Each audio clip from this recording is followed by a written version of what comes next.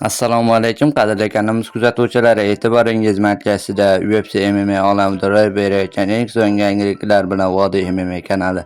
Qadrli do'stlar, hozir dasturimizda har doimgidek UFC MMA boks olamida ro'y berayotgan eng so'nggi yangiliklar to'g'risida batafsil gaplashamiz. Videoni boshlashdan oldin 2 soat vaqtimiz ketgan ushbu rolik uchun 3 soniya vaqtingizni ayamay videoga like bosishni hamda kanalimizga obuna bo'lishni unutmang. Biz esa bugungi dasturimizni boshladik. UFC sobiq chempioni Habib Nurmagomedov Dog'istonning Chumanda tumanidagi Silda qishlog'ida qurilgan zamonaviy sport majmuasi haqida fikr bildirdi. AQShga bordim, o'zimga yoqmagan raqibni mag'lub etdim. Bunga pul ham to'lashdi. Vatanga qaytib bu pulni Dog'istondagi mana shu go'zal joyga yo'naltirdim. Bu mashg'ulot markazining tarixiy o'ziga xos. Qo'shimcha qilaman, bu sarmoyani qaytarib olishga butun umr yetarli emas, lekin bu maqsad hech qachon bunday bo'lmagan. Maqsad boshqacha edi, deb yozdi Habib.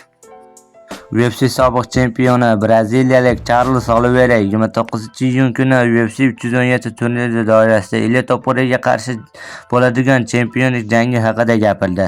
Ajoyib jang bo'ladi. U juda kuchli jang, lekin men o'zimni kimgadir isbotlashim shart emas. Bu jang katta imkoniyat. Men bu bolakayni nokaut qilaman. Rostdan shunday bo'ladi, dedi Oliveira.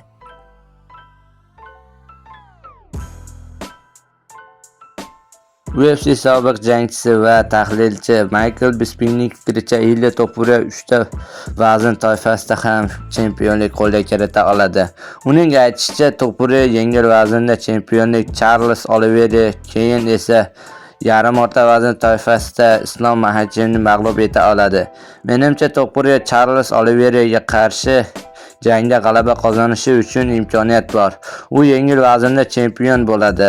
Agar Islom Maxachev Jack Della Maddaleni mag'lub etib yarim o'rta vazn kamarini olsa, bu jang sodir bo'ladi. Islom va Iliyaning to'qnashuvi taqdirda yozilgan. Iliya albatta 3 vazn toifasida chempion bo'la oladi, dedi Bisping.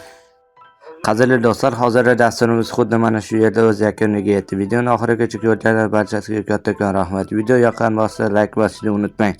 Keyingi dasturlarimizda ko'rishguncha xayr, o'zingizni ehtiyot qiling. Vodiy MMA kanalida uzoqlashmang. Tez orada ko'rishguncha do'stlar.